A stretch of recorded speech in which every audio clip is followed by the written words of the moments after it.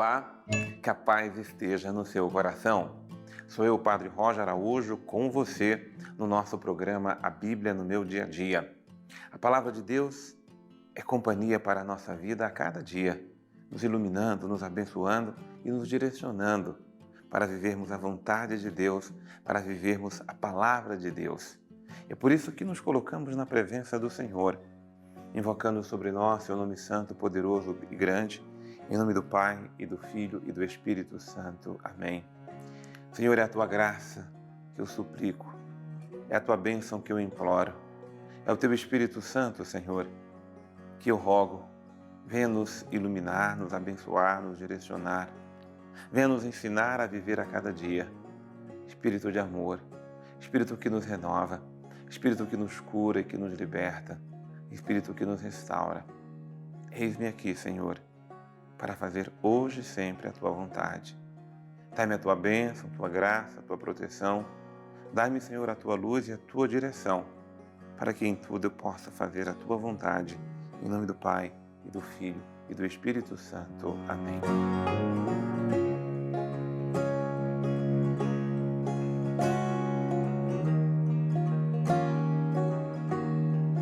Que a paz esteja no coração de todos, muita paz. Que a paz de Deus nos envolva por dentro e por fora, que possamos ser preenchidos por esse amor divino derramado em nossos corações. Meus irmãos e minhas irmãs, a meditação da nossa palavra de Deus de hoje, nosso programa A Bíblia no Meu Dia a Dia, está no Evangelho de São Lucas. Lucas capítulo 2, versículos de 21 a 40. Então, Lucas 2, de 21 a 40. Vamos meditar a palavra de Deus para que ela esteja em nosso coração, em nossa vida, nos dando a direção de como nós devemos viver a cada dia. Tá certo? Vamos lá? É assim que a palavra de Deus se dirige ao nosso coração. Completando-se os 8 dias para a circuncisão do menino, deram-lhe o nome de Jesus, como fora chamado pelo anjo antes de ser concebido no ventre de sua mãe. O versículo 21, que nós começamos por ele meditar, ele traz a seguinte mensagem para nós. Primeiro, é só um entendimento do contexto.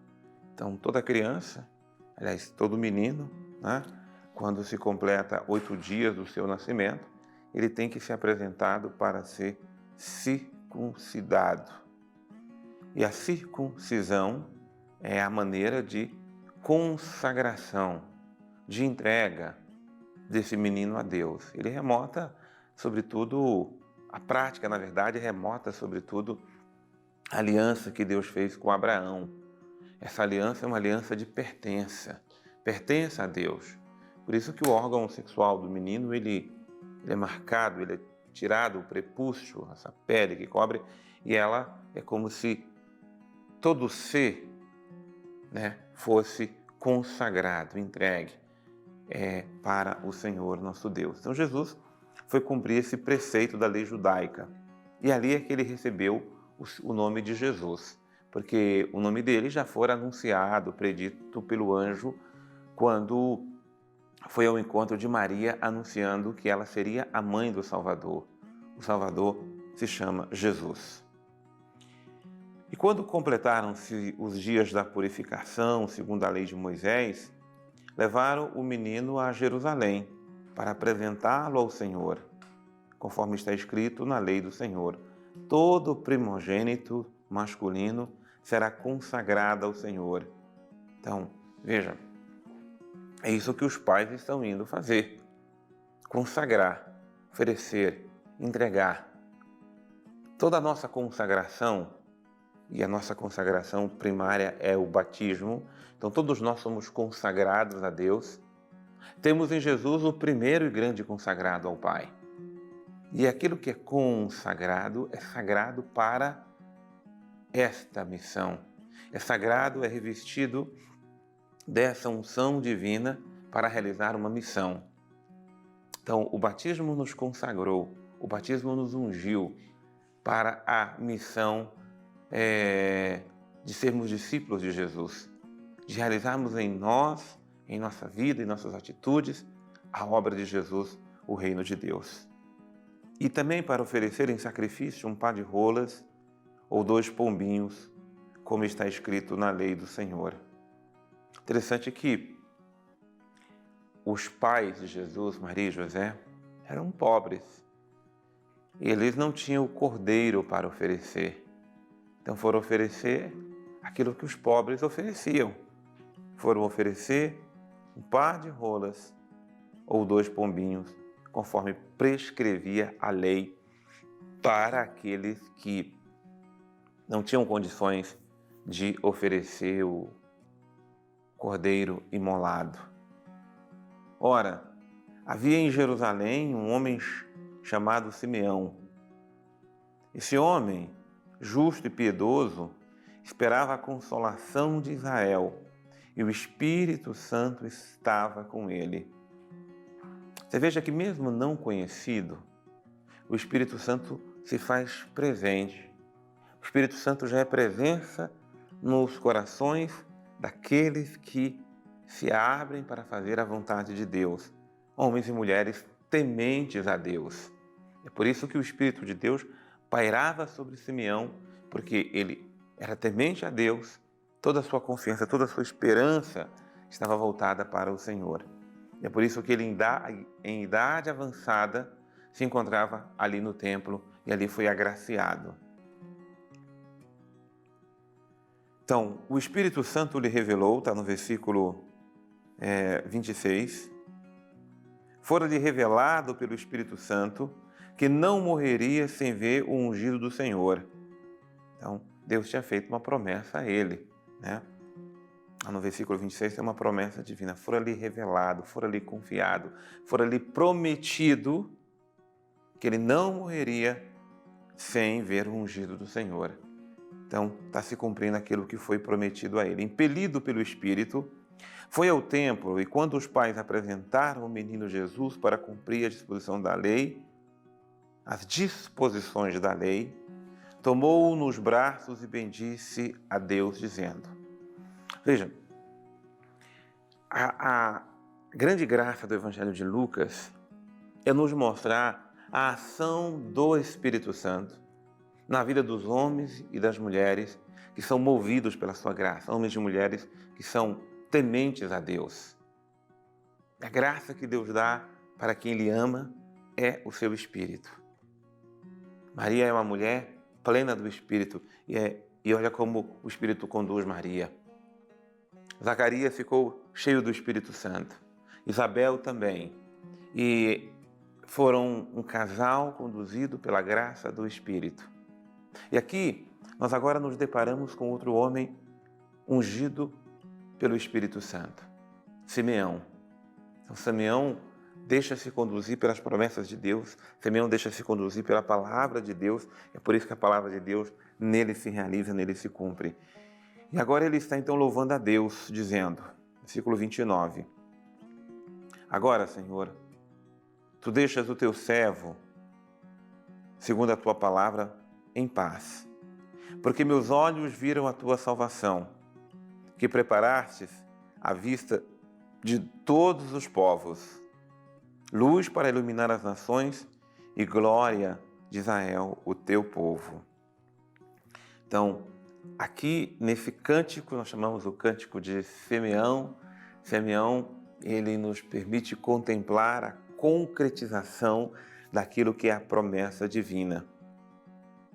E a sua alma engrandecida, agradecida, está louvando e bendizendo a Deus porque ele pôde contemplar, ver com seus próprios olhos a salvação que Deus prometeu. E aí eu coloco para você um princípio eterno, que para nós é o versículo número 32. Luz para iluminar as nações, e Ele é a glória de Israel, o vosso povo. E seu pai e sua mãe ficaram admirados com o que se dizia a respeito dele. Simeão os abençoou e disse a Maria, sua mãe, ele está destinado para ser causa de queda e de soerguimento de muitos em Israel, a ser um sinal de contradição. Assim serão revelados os pensamentos de muitos corações. Quanto a ti, uma espada te transpassará a alma. Um homem cheio do Espírito Santo, ele profetiza. Ele não profetiza por si, mas ele profetiza no poder do Espírito. Então, aquilo que é esse versículo, ele é uma promessa de Deus, o versículo 35. Primeiro, aquilo que vai ser Jesus, ele vai ser um sinal de contradição. Quando afirmamos que Jesus é um sinal de contradição, é porque ele não é unanimidade. Ele não vai ser acolhido, recebido por todos, nem da sua época, nem na nossa época, nem nas épocas vindouras. Porque, como ele é um sinal de contradição, mas ele veio para ser o Salvador de todos, mas nem todos o acolhem, nem todos o amam. Então ele vai ser causa de queda para aqueles que não colocaram nele a sua confiança. Ele vai ser causa de reerguimento para aqueles que nele voltam seu coração e toda a sua confiança. E a Maria, Simeão profetiza: uma espada de dor transpassará a sua alma. Esse menino que vem para ser alegria, ele também vai passar pela espada da dor e do sofrimento, pelo amor a todos nós. Muito bem, vamos trazer conosco aqui o nosso querido Padre Antônio Xavier. Estamos diante de um evangelho que diz respeito à festa do dia 2 de fevereiro, aquela data propriamente da apresentação do menino Jesus no templo, que nós também lembramos como sendo ali o quarto mistério gozoso quando rezamos o terço. Aqui nós temos muitas coisas interessantes, mas eu quero focar naqueles que representam o antigo Israel, porque nós temos o novo aqui, representado por Jesus, um recém-nascido, e o antigo, e talvez a sua mãe também, porque é bem nova, né? E o antigo representado por duas outras pessoas, um homem e uma mulher, que é Simeão, sacerdote do templo, e a profetisa Ana, que já possui uma idade bem alta. Esse canto de Samuel, que aqui aparece, né, ele é muito interessante para nós porque faz questão de ser rezado todos os dias na liturgia das horas, nas completas para aqueles que realmente a rezam. Mas ele diz da vida do próprio profeta aqui, o próprio sacerdote que está profetizando, de dizer: deixai agora o vosso servo em paz, conforme prometestes, ó Senhor. Isso é muito interessante da vida de Simeão, porque Simeão é uma pessoa que depois de um certo tempo, não sabemos quando, recebe essa indicação de Deus de que ele não morreria antes de ver, de contemplar a salvação de Israel, que vem num recém-nascido, né? Vem de uma forma quase impossível de se reconhecer. Mas ele ali realmente contempla e enxerga. Às vezes a nossa vida também é marcada por uma grande espera e por coisas que fazemos para preparar um tempo novo que vem pela frente. Isso é muito visível quando os pais têm os seus filhos, que começam a viver uma fase das suas vidas preparando o futuro dos próprios filhos, os educando, cuidando deles, zelando, fazendo tudo direitinho ali para que possam ser sucedidos por uma outra fase ainda mais feliz do que a deles, ainda mais feliz do que a vida que eles possuem. Isso é importantíssimo, mas mostra para a gente também a necessidade da gente, na grande humildade, saber que um dia nós seremos substituídos em tudo. Infelizmente, no nosso tempo, as pessoas não se preparam para envelhecer. Elas às vezes imaginam que as coisas que elas faziam na infância, que faziam na juventude, vão poder fazer pela vida inteira. Alguns, só quando o corpo dá sinal de que não aguenta mais, que a pessoa percebe que já mudou o tempo, que já mudou a vibe, né? Que já mudou a situação, já mudou a questão e agora não é mais o tempo de agir daquela forma. Por isso é importantíssimo sempre preparar sucessores para qualquer coisa que a gente está trabalhando. Você coordena um grupo no seu trabalho, não queira impor-se, mas ao contrário, favoreça o crescimento dos outros também. Você ir na sua própria casa, naquilo que você faz, sabe? Nunca sermos pessoas que impedem que os outros avancem, mas ao contrário, como aqueles que regam a semente para que ela de verdade possa crescer. Nós não perdemos o brilho porque alguém brilhe mais do que a gente. É como uma lâmpada. Durante o dia ela pode estar acesa e a luz do sol vai estar ofuscando ali um pouco a luz daquela lâmpada. Mas quando chega a noite, o brilho daquela lâmpada é a única luz que ilumina, porque ela nunca perdeu a sua luz, só estava na presença de uma maior. É o que acontece com Simeão e que vira um grande ensinamento de vida para a gente também. Na humildade, não nos sentimos agredidos pelo brilho dos outros também, mas ao contrário, favorecermos para que os outros cresçam, como lembra João Batista, mesmo que a gente comece a desaparecer, porque nós nunca seremos nada, nós sempre seremos aquilo que realmente nós somos e só. Eu te louvo, eu te bendigo, meu Senhor, porque meus olhos viram a tua salvação, que preparaste diante de todos os povos. Tu és a luz, Senhor, que ilumina as nações. Tu és, Senhor, a glória de Israel, teu povo. Eu te louvo, Senhor, por toda a ação do teu Espírito, que pela boca e o coração de Simeão traz esperança ao nosso coração, traz fé e convicção à nossa alma de que Tu és o prometido, Tu és o Cristo, Tu és o Redentor, Tu és o Salvador, Tu és o nosso libertador. Eu te louvo, meu Senhor, por toda a graça que Cristo Jesus traz à nossa vida.